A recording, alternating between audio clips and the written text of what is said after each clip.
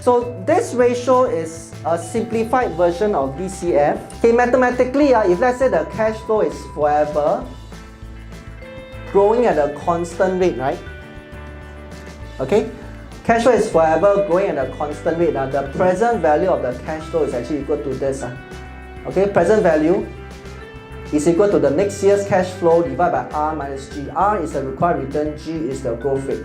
So what we are saying here is this, assuming that this formula goes forever, okay, let me give you a example. So let's say a REIT give a dividend 5 cents.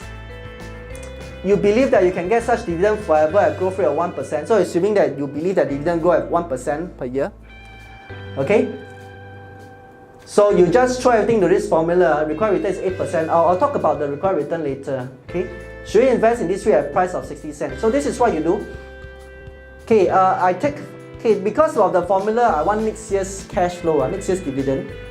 So that's why I take 5%, which is last year, multiplied by the growth rate by 1 time. Multiplied by 1.01, then divide by R, 8% minus G is 1%.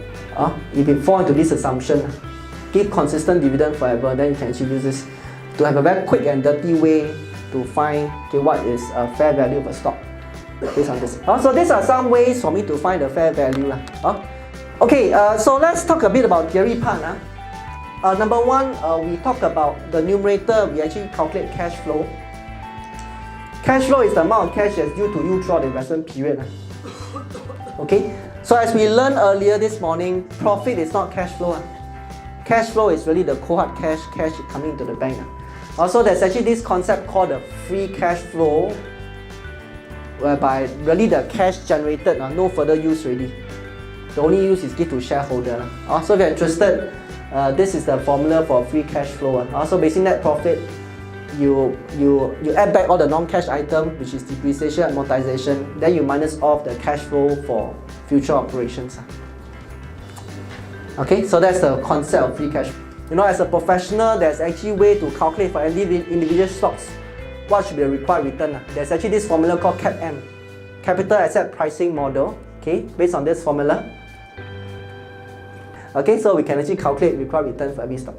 So anyway, like the analysts, when the analysts they come out with fair value, this is what we have to go through. Okay, so discounted cash flow. So once again, unfortunately today I can't teach you how to apply, but hopefully you are clear with the concept. Hopefully next time when you see a research report, they say they determine the fair value based on discounted cash flow, you know what they're doing? They basically project the future cash flow of the company, discount backwards to find the intrinsic value of the company. So this is the most logical way to determine the fair value. Of course, there's a lot of estimation. What the growth should be?